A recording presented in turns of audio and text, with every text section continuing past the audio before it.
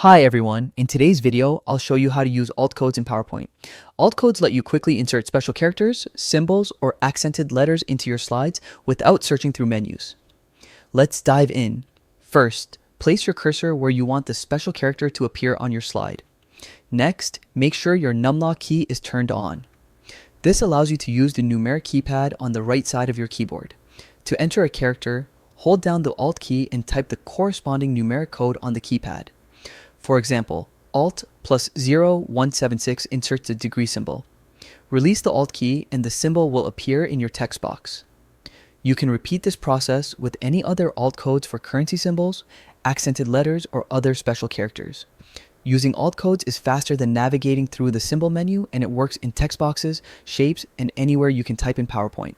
And that's it. Now you can use Alt codes to quickly insert special characters and symbols into your slides, adding precision and style to your presentations.